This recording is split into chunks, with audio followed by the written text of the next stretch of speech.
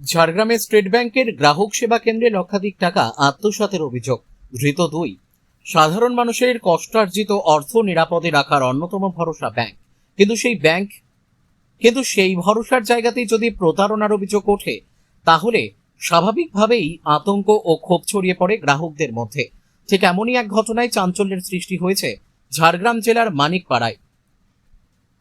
ঝাড়গ্রামের মানিকপাড়া এলাকায় state bank of ইন্ডিয়ার একটি গ্রাহক সেবা কেন্দ্র, এর বিরুদ্ধে লক্ষাধিক টাকা আত্মসাতের গুরুতর অভিযোগ উঠেছে।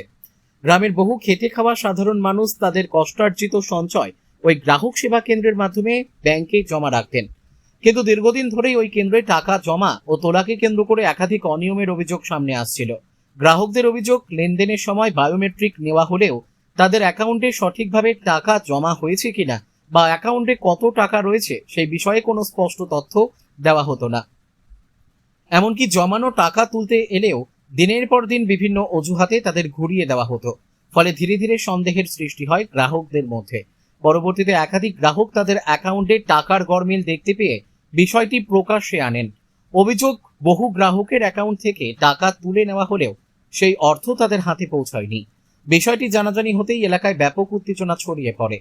ক্ষুব্ধ গ্রামবাসীরা গ্রাহক সেবা কেন্দ্রের সামনে বিক্ষোভে সামিল হন। খবর পেয়ে দ্রুত ঘটনাস্থলে পৌঁছায় মানিকপাড়া ফাঁড়ির পুলিশ।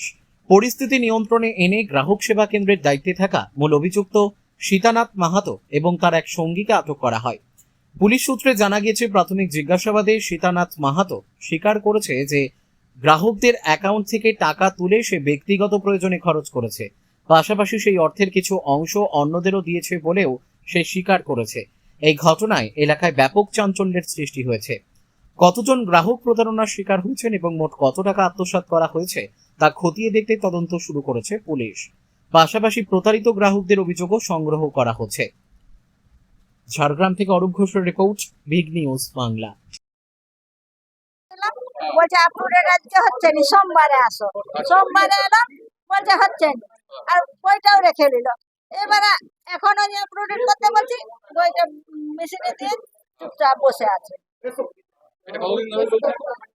অনেকদিন ধরে জমা দিলেই বলবে পয়সাটা নিয়ে নেবে, বলবে আপলোডে আসতে হবে না। না,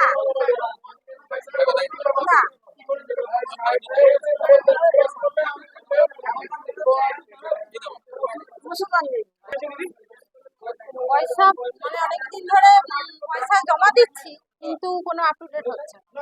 তারপরে লাস্টে বড় ব্যাংকে গিয়ে, সাডিয়া ব্যাংকে ব্রাঞ্চে গিয়ে ওখানে আপটুডেট করলাম, দেখলাম মোটামুটি 90,000 টাকা মতো নেই।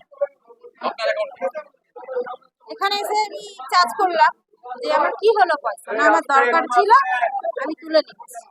দিয়ে দিব করে 60,000 টাকা দিয়েছে, এখনো 30,000 টাকা দেয়নি। আবার 50,000 টাকা দিয়ে রেখেছি গ্রাজুয়েট করার জন্য, তার কোনো কাগজপত্র কিচ্ছু, মানে এখনো আমি 80,000 টাকা পাবো।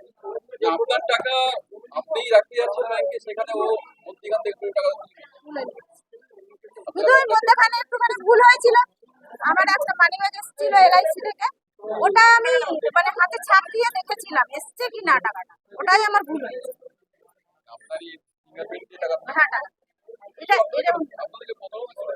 হ্যাঁ, আপনাদের সাথে ফ্রডিং করা হচ্ছে। না সেটাই বলছি, আমরা কখন তিল করে পয়সা রাখছি যে অসময়ে কাজের জন্য, এরকম করে অভিযোগ করছেন আজকে তো অভিযোগ করছি। কি চাইছেন আপনি? চাইছি যে আমরা পয়সাটা ফেরত দিতে, আর কিছু চাই না। কি নাম? মল্লিকা সরকার। উত্তম কুমার মাহাতো। কিসের জন্য এসেছিলেন? আমি এসেছিলাম বইটা প্রায় 1 বছর হয়ে গেল। 50,000 টাকা দিয়েছিলাম বই সমেত জমাটা আজ করবো কাল করবো করে এখন করি, এই তো বইটা ফাঁকা আছে দেখছি। মানে আপনার টাকা আপনি আপনার অ্যাকাউন্টে নেই? নাই, এই তো তুলে নিত ফাঁকা পড়ে। সেক্ষেত্রে সে কি বলছে? আসতাম মাঝে মধ্যে, পরে পরে তো তুলে দেবো, আজকাল নাই কাল নাই কাল নাই, সমস্ত টাকাই কি আত্মসাৎ করবে? এই তো 1 পয়সা জমা নেই। সেক্ষেত্রে আপনি কি চাইছেন? আপনি কি চাইছেন? আমি চাই যে পয়সাটা ফেরত পেলেই হলো। আজকে কি কমপ্লেন করবেন থানাতে? তা যদি সবাই করে করতেই আমাকে না, তাই পাবো পরবর্তী। কি নাম? উত্তম কুমার মাহাতো।